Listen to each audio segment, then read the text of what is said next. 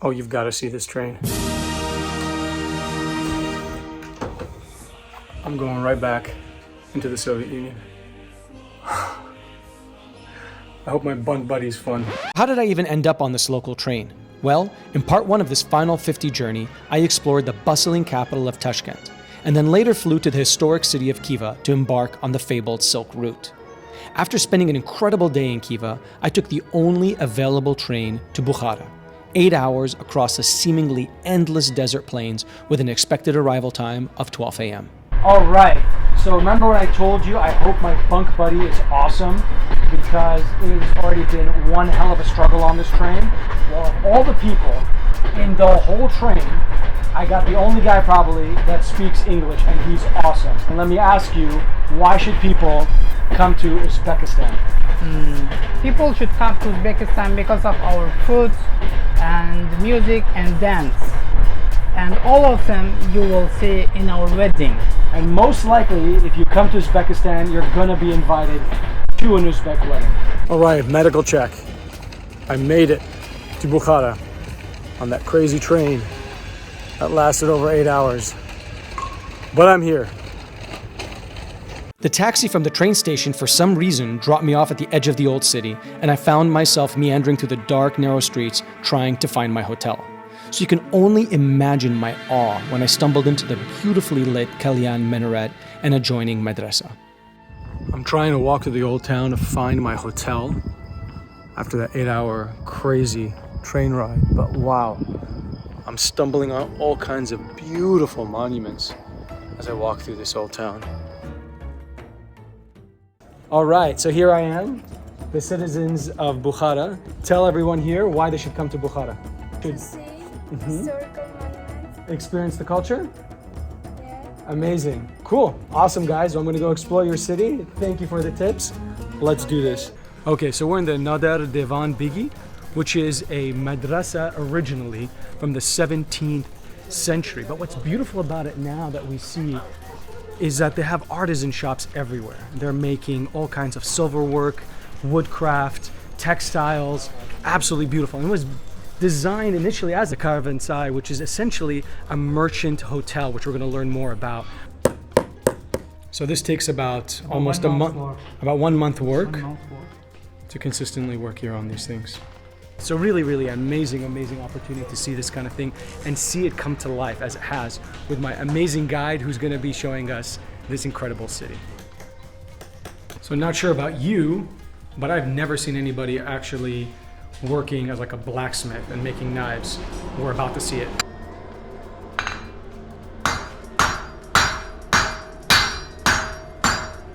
So you can see over there, this family, there's a family that owns shops all around the city. That's almost like a dynasty.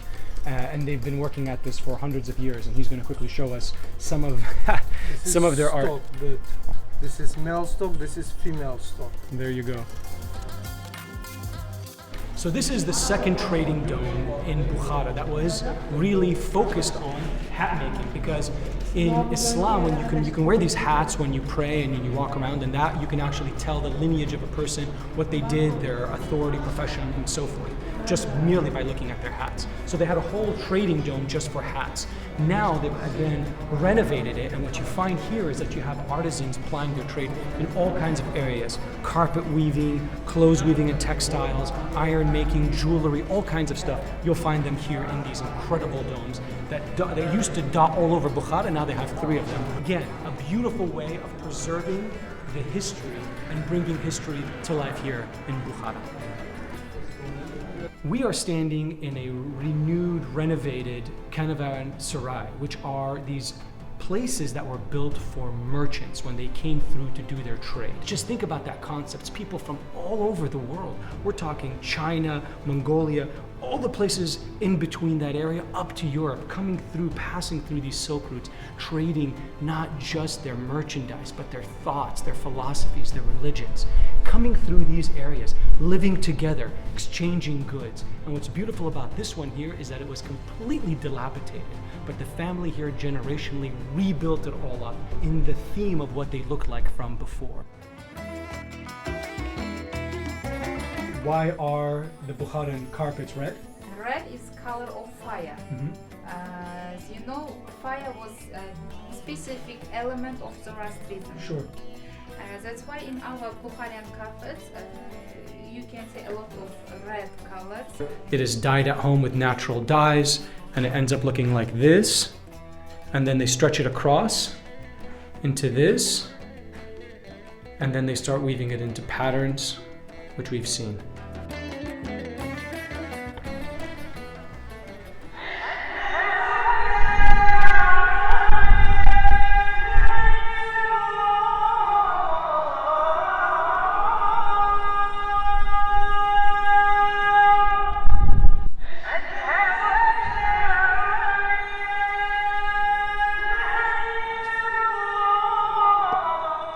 Islam, as we know here in Uzbekistan, has a very interesting history.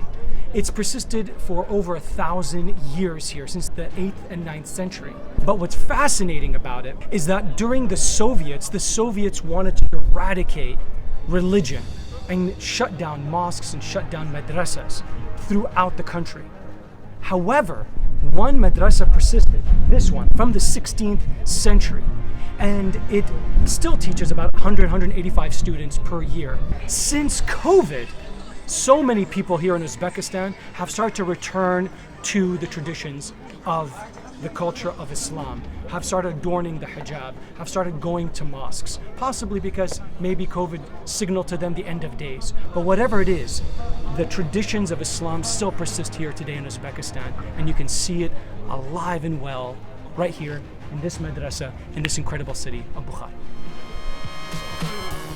All right, to my intrepid guide, I have to ask, why should people come to Bukhara? Because Bukhara is the most beautiful ancient city in the world with its rich history. It is 2,500 years old. It is considered the center of Islamic culture and the most beautiful atmosphere we will feel here in Uzbekistan, and I believe it. So definitely make Bukhara part of your plans to when you come to Uzbekistan. So I made the train with 5 minutes to spare, and this is what I discovered: an amazing train that is Uzbekistan's new bullet train. This will take you between Bukhara and Samarkand in about an hour and a half, while usually the old trains take you about 4 hours. It is an awesome experience. You've got to do it. So they say that Samarkand is the pearl of the Eastern Muslim world, largely because really this was at the crossroads of the Silk routes, and really where Emir Timur spent so much of his resources and time rebuilding and creating a renaissance here. So let's go explore this incredible magical city and see what it has to offer and why it was so important to the Silk route. How cool is this guy giving me a lift right to the main area of Samarkand? Place I'm staying in with that incredible background behind you of Bibi Khanim Mosque.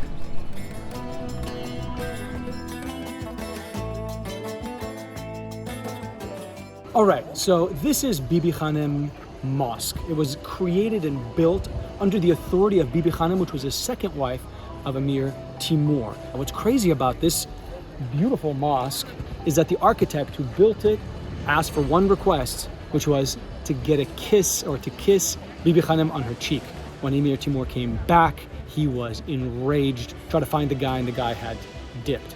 But he did kill other builders in retribution for what had happened. But on the outside, it's still a beautiful, beautiful monument.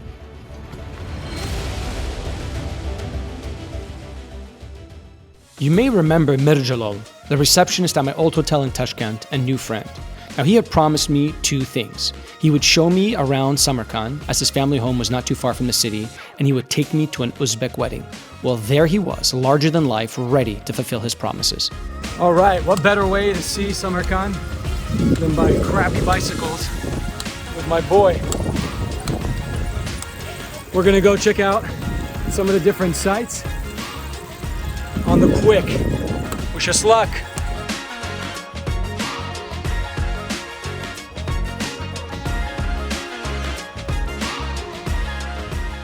So Mirza Ogulbeg, right behind me, was one of the successors of Emir Timur.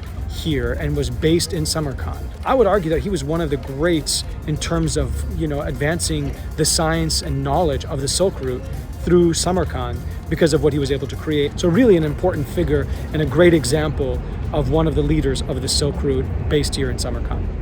Sometimes it's just so nice to relax in a park and just take it all in, not be completely agitated all the time and running around like crazy, maybe doing a little bit of writing, chilling, and in this case also people watching, since I think I'm in literally Marriage Park. I cannot tell you how many brides and grooms I have seen in the last couple of minutes. It's crazy.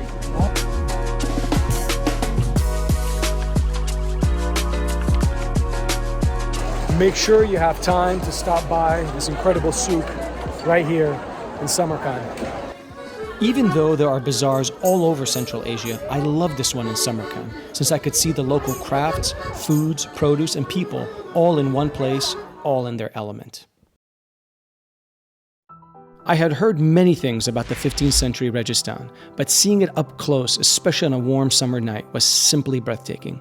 I must have wandered around just admiring the structures, the art, the squares, the artisan shops, the rooms for hours. I just felt a subliminal connection to the whole place, imagining what it felt like in its golden age. It's made up of 3 madrasas that were built probably over about 200 years.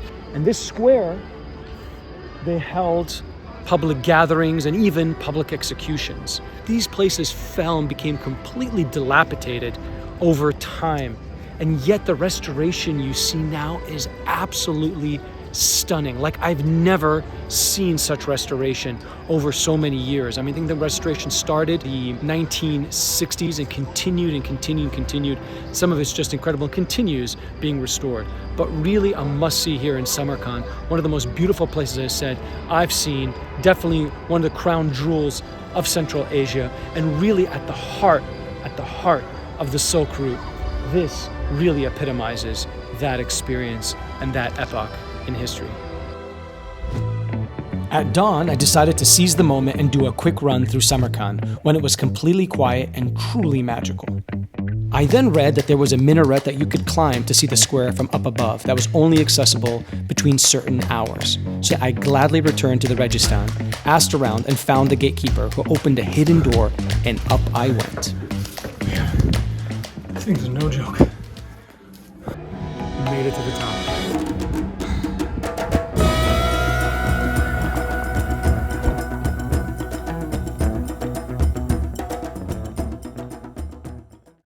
I was very fortunate that Mirjalol introduced me to his friend Ruhsora, an up-and-coming Uzbek singer and songwriter. And now, for the question we always ask everyone, why should people come to Uzbekistan? Because of tasty food, shashliks, shorba, and etc. Because of good music, dancing, and our history. Amazing. And hospitality, of And course. hospitality, of course. You heard it first. Come visit Uzbekistan. All right, we finally found an awesome wedding to go to. We're gonna go check it out right now. Well, Mirjalol came through on his second promise, and I got to experience an incredibly colorful and entertaining Uzbek wedding in the heart of Samarkand.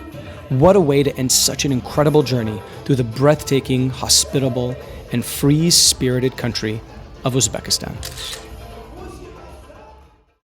Well, I hope you enjoyed the tour of this beautiful and majestic country of Uzbekistan and saw why it was such an important part of one of the most important roads in the world, the Silk Road. Have you ever been to the Silk Road? Have you ever seen any of the countries here? If so, comment below. I would love to see what you've done and hear about your own adventures.